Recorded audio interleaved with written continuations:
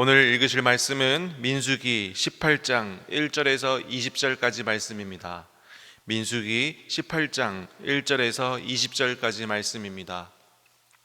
제가 읽고 마지막 절 다 같이 합독하도록 하겠습니다. 여호와께서 아론에게 이르시되 너와 내 아들들과 내 조상의 가문은 성소에 대한 죄를 함께 담당할 것이요 너와 내 아들들은 너희의 제사장 직분에 대한 죄를 함께 담당할 것이니라. 너는 내 형제 레위 지파 곧 내 조상의 지파를 데려다가 너와 함께 있게 하여 너와 내 아들들이 증거의 장막 앞에 있을 때 그들이 너를 돕게 하라.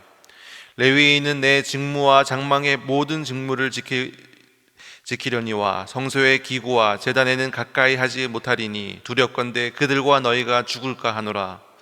레위인은 너와 합동하여 장막의 모든 일과 회막의 직무를 다할 것이요 다른 사람은 너희에게 가까이 하지 못할 것이니라. 이와 같이 너희는 성소의 직무와 제단의 직무를 다하라. 그리하면 여호와의 진노가 다시는 이스라엘 자손에게 미치지 아니하리라.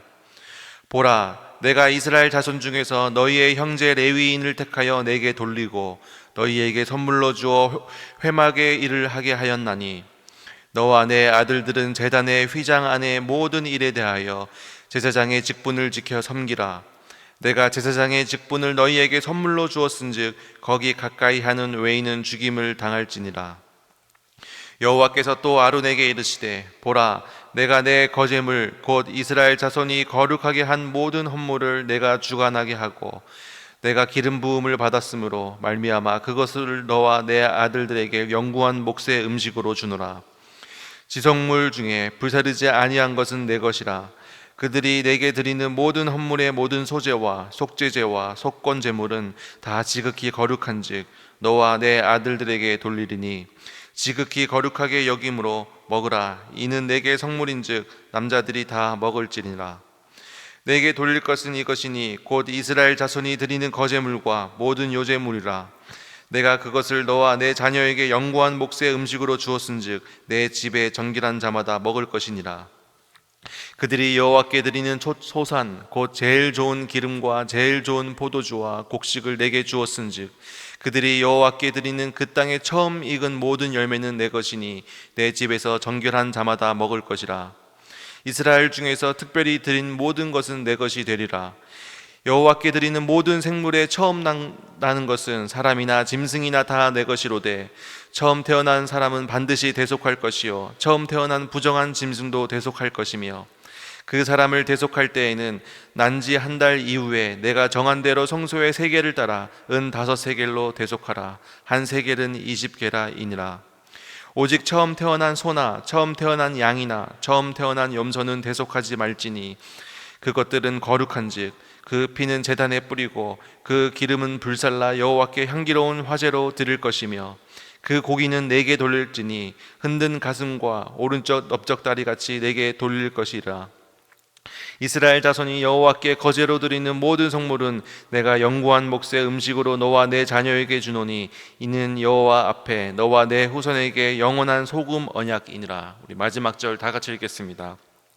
여호와께서 또 아론에게 이르시되 너는 이스라엘 자손의 땅에 기업도 없겠고 그들 중에 아무 분깃도 없을 것이나 내가 이스라엘 자손 중에 내 분깃이요 내 기업이니라. 아멘.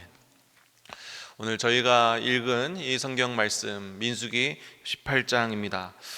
민수기 전체적인 내용을 보면 민수기 10장부터 이 시내 광야에서 또 광야를 향해서 또 약속의 땅으로 가나안 땅으로 출발을 하게 됩니다. 그게 민수기 10장입니다. 그리고 민수기 11장부터 시작되는 이제 모든 사건은 바로 원망과 불평이었습니다. 11장에 보니까 고기가 없다. 고기가 없다고 하나님께 또 불만 불평을 하고 또 누가 우리에게 고기를 주어 먹게 하랴 불평 불만을 하자 하나님께서 진노하셔서 기브롯 핫다와 그러니까 탐욕의 무덤이라고 불리는 이곳 바로 하나님께서 이스라엘 백성들을 또 징계하셨습니다. 12장에 보니까 그 모세의 최측근이었던 아론과 미리암이 또 모세에게 또 대항을 합니다. 너만 그 리더냐? 너만 하나님을 만났냐? 하면서 이렇게 대항하고 반역하다가 하나님께 벌을 받는 장면이 12장에 나옵니다. 그리고 13장 보니까 백성들이 하나님을 못 믿겠다고 또 이스라엘 백성들이 또 가나안 땅에 점탕을 갑니다. 그 중에서 8명, 10명은 이 땅은 우리가 정복할 수 없다, 우리는 메뚜기와 같다라고 얘기하면서 하나님을 불신합니다. 또 하나님께 불평불만합니다. 그러자 하나님께 또 징벌을 받는 장면이 13장, 14장에 나옵니다. 그러다가 15장에 가니까 또 하나님께서는 그래도 그 이스라엘 백성들을 데려가겠다고 하시고 16장에서 또 고라와 또 그 일당들 250명이 또 이 모세를 향해서 또 반역을 합니다. 그래서 14,700명이 또 죽는 사건이 또 이 16장에 있습니다. 이런 일들, 계속해서 불만과 불평의 일들이 벌어지자 또 하나님께서는 이 17장에서 지팡이를 다 모아다가 또 이 아론의 지팡이에만 또 싹이 나게 하시고 열매가 나는 모습을 보여주시면서 이 모세와 아론, 내가 선택한 이스라엘 백성들의 리더다라는 장면을 하나님께서는 보여주셨습니다. 그러니까 이 민수기 10장 이 출애굽을 한 이때부터 이 17장까지 계속 이스라엘 백성들은 온갖 원망과 불평을 계속 이어나갔다라는 것입니다.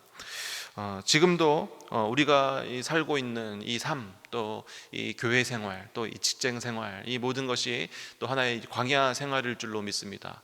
또 하나님께서 허락하신 그 하나님, 온전한 하나님 나라를 위해서 우리는 이 광야 생활을 하는 것입니다. 그래서 이 사도행전에서도 우리의 삶을 또 광야 학교 이렇게 사도 바울은 이야기하지 않았습니까? 그럴 때마다 우리가 하나님이 의심될 때마다 또 때로는 우리가 하나님께 불평 불만을 하게 됩니다.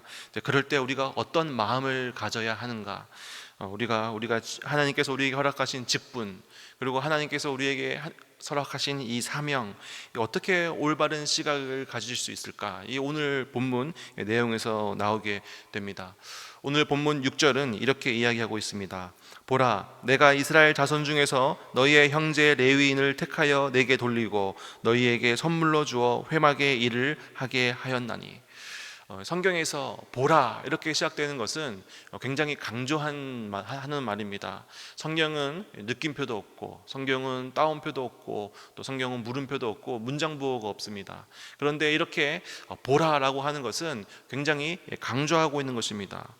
특별한 말씀이다. 보라, 뭐라고 되어 있냐고 보니까 내가 이스라엘 자손 중에서 너희 형제 레위인을 택하였다, 이렇게 하나님께서는 아론에게 이야기하는 것입니다.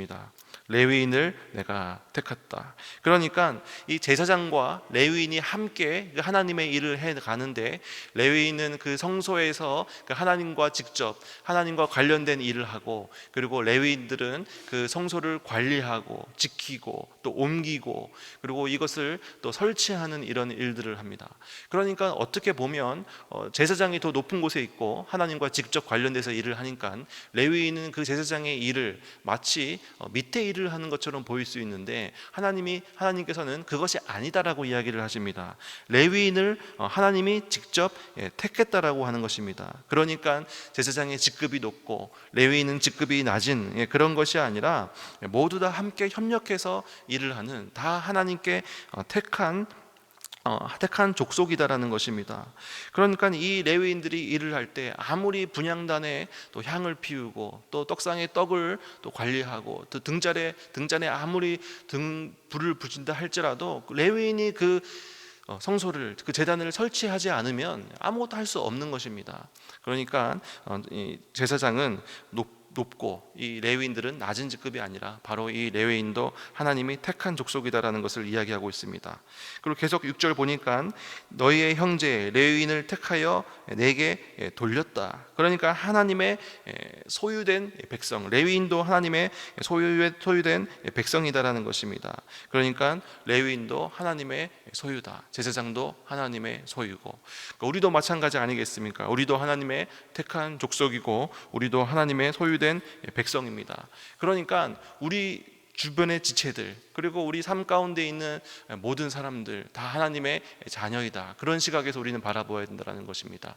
내가 직급이 높고 내가 나이가 더 많고 내가 더 가진 것이 많다라고 내가 위에서 깔보듯이 사람들을 바라보는 그런 시선이 아니라 우리 모두가 하나님께 택함을 받았고 우리가 모두가 하나님의 자녀이기 때문에 우리는 모두 평등하고 같은 시간에서 우리는 하나님 주변의 지체들을 보아야 된다는 것입니다.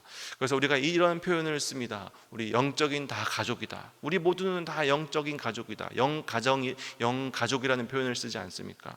그래서 우리가 서로 높고 낮음이 아니라 하나님 안에서 모두 한 자녀라는 것을 우리는 알 수 있습니다. 그런데 6절에 보니까 이렇게 기록되어 있습니다. 너희에게 선물로 주었다. 너희에게 제사장들에게 이 레위인들을 너희에게 선물로 주었다라고 이렇게 이야기를 하고 있습니다.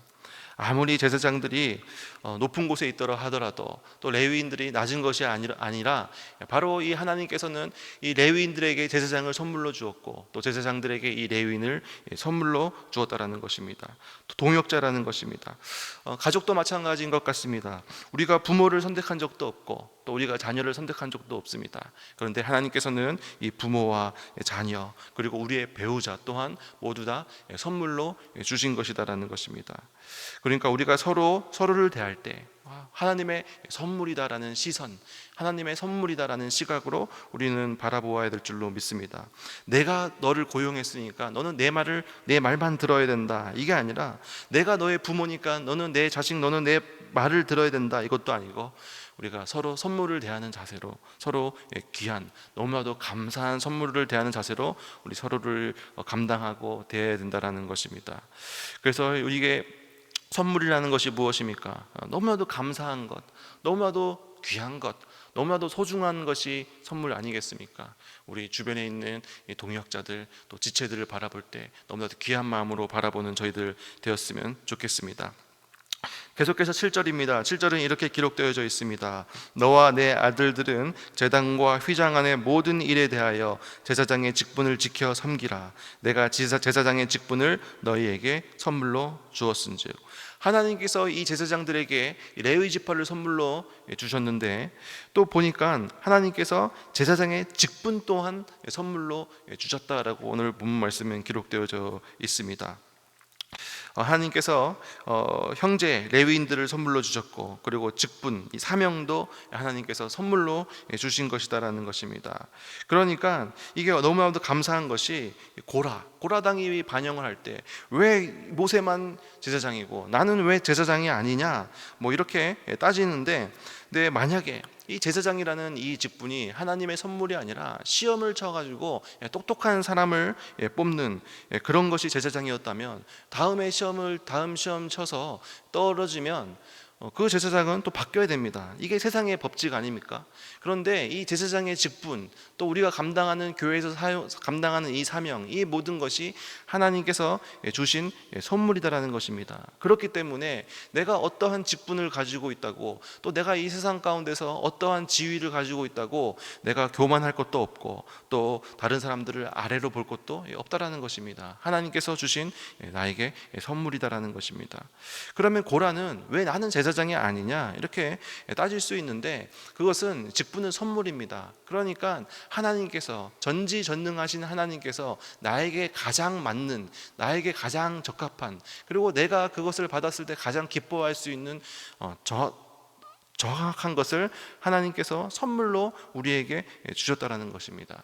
그러니까 하나님께서 가장 좋은 것, 가장 적합한 것을 그런 직분과 우리의 삶의 자리를 하나님께서 은혜로 선물로 주셨다라는 것입니다.